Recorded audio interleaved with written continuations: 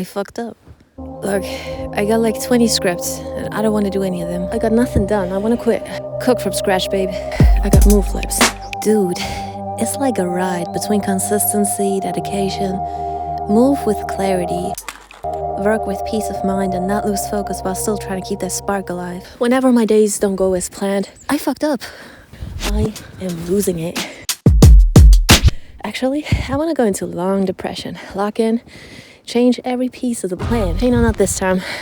You stick it to the plan, okay? Here's the master plan.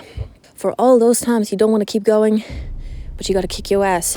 Number 1 is be kind to yourself. Celebrate progress, not just perfection. Perfection is subjective and should never be the goal anyway. Look back a few months and compare that version of yourself to what you're doing now. See, that's the only time you see that progress, and we actually don't do this enough, so just look back and see how far you made it. Number 2, establish a routine. But here's the catch. Make it as simple as you can. I mean, write that routine on a piece of paper, stick it to the walls if that's something that helps you. For me, it does.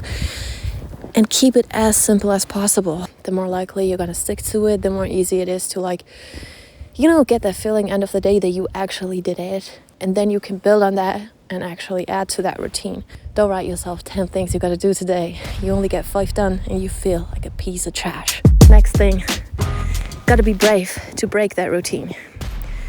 One day, you might wake up with your energy on 100, but other days it might feel like it's 20%. And you just gotta be brave. And instead of getting stressed out, know how to get a healthy break from that routine. It's not giving up.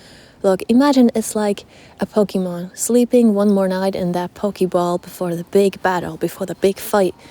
You wouldn't want the Pokemon to waste all the energy the day before the fight, right? So it's okay to take that energy and just store it until it's back to 100. It doesn't need to be back on 100 every single Monday or every single first of the month. I'm not a good example. I absolutely suck at that. So this routine here is me making a video every single week. And if I miss out, I might make 2 later, right? But I shouldn't beat myself up for that because life usually is set up to make you sometimes miss out on things. That's like a big strength if you can go back to your schedule once you have slipped, because it's okay. Like sometimes things happen and you can't just stick to the routine, right? You gotta have that strength and keep going and not get stressed out. I always remind myself that if I'm stressed out, I'm not getting things done anyway. So there's no reason to be. I better be chill no matter how bad life gets. It's always true, actually. There's no reason. Like being stressed out is not gonna make things better. So you might as well just let it be. Next one. If you don't want to be stressed out, you gotta set some healthy boundaries. Empathetic people love to give their energy to others and their time, but you gotta know your limits. I'm a hard case. Like, I can never end a phone call, I noticed. Even if I know after 5 minutes this is leading nowhere, I'm still gonna be there like, yo, And my head is like, damn girl, you're masking, you should end this. But this is just now that I have figured out what masking is.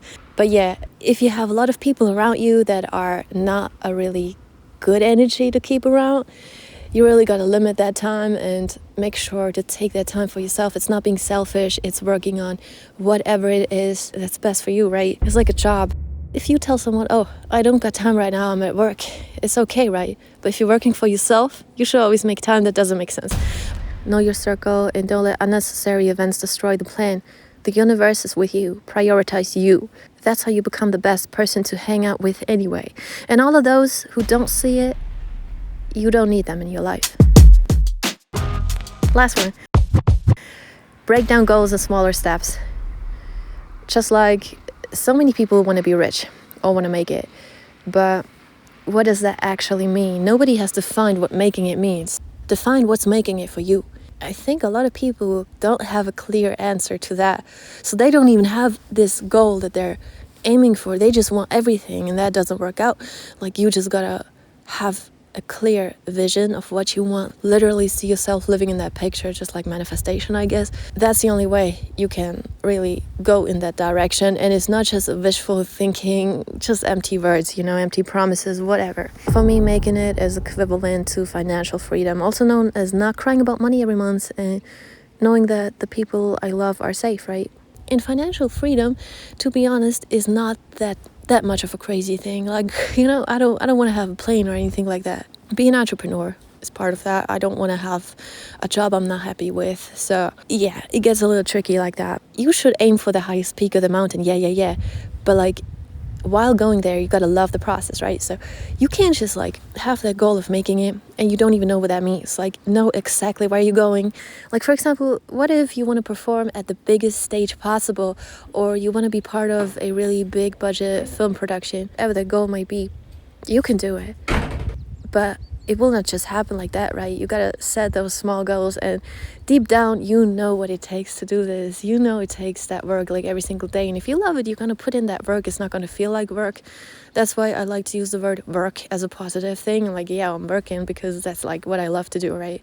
If it's that work that brings me to the point of making it. And this is why I'm here. In the snow, to prove to myself that I can do it. Like, I'm sure I can. And if I can do it, so can you. All right? So we're sticking with the plan.